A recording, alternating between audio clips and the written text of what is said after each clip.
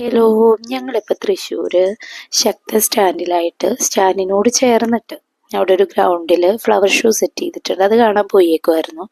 അപ്പോൾ അതിൻ്റെ ഉള്ളിൽ കയറിയപ്പോൾ തന്നെ രണ്ട് ആൻറ്റിമാരെ പരിചയപ്പെട്ടു. അപ്പോൾ അവർക്ക് ഫോട്ടോസൊക്കെ എടുത്തു കൊടുത്ത് ഞാനിങ്ങനെ നിന്നു. ആ സമയം കൊണ്ട് രഞ്ജിയായിട്ട് ഓരോ വീഡിയോസൊക്കെ എടുത്തുകൊണ്ട് നടന്നു.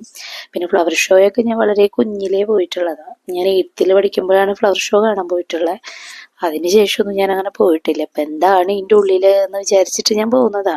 കുറേ വെറൈറ്റി പൂക്കളൊക്കെ ഉണ്ടോ, മേടിക്കണം എന്നുള്ള ചിന്തയൊന്നും ഉണ്ടായിരുന്നില്ല. ജസ്റ്റ് കാണാലോ, കുറേ ഫോട്ടോസ് എടുക്കാലോ എന്നൊക്കെ വെച്ച് പോയി.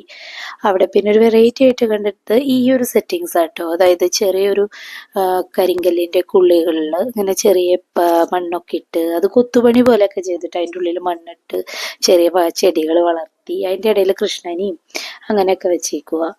അപ്പോൾ അത് നന്നായിട്ടുണ്ട്. അതൊരു വെറൈറ്റി ആയിട്ട് തോന്നി എനിക്ക്. ഞാൻ ഇതുവരെ കണ്ടിട്ടില്ല. പിന്നെ ഈ കാണുന്ന കോമൺ ആയിട്ട് കളർഫുള്ളായിട്ട് റെഡ് കളർ പൂക്കളാണ് അവിടെ ഫുള്ള്. റെഡാണ് ഭയങ്കരമായിട്ട് ഹൈലൈറ്റ് ചെയ്ത് നിൽക്കണേ. ഈ താറാവ് എന്തൊക്കെയുണ്ട് അതൊക്കെ പ്ലാസ്റ്റിക് ആട്ടോ. ഇതൊക്കെ റോസിൻ്റെ സെക്ഷനൊക്കെ ഒറിജിനലായിരുന്നു. പിന്നെ അവിടെ ഉള്ളതെന്ന് പറഞ്ഞാൽ സ്റ്റാളുകളാണ്. എന്താ എക്സിബിഷനൊക്കെ കാണില്ലേ, അതുപോലത്തെ കുറച്ച് സ്റ്റാളുകളൊക്കെ ഉണ്ട്. അത് കഴിഞ്ഞ് കഴിഞ്ഞാൽ പിന്നെ പുറത്തേക്ക് കിടക്കുന്നതിന് തൊട്ട് മുന്നായിട്ട് പിന്നെ മാവിൻ്റെ തൈകൾ അതൊക്കെ സെയിലുണ്ട് കേട്ടോ അവിടെ. മാവ്, പ്ലാവ് അങ്ങനെ പെട്ടെന്ന് ഉണ്ടാവുന്നത് 1 കൊല്ലം കൊണ്ട് 6 മാസം കൊണ്ട് അങ്ങനെയൊക്കെ ഉണ്ടാവുന്ന ചെടികളായിരുന്നു. അതൊക്കെ കണ്ട് ഞങ്ങൾ അങ്ങനെ ഭക്ഷണമൊക്കെ കഴിച്ച് അവിടുന്ന് തിരിച്ചു പോകുന്നു.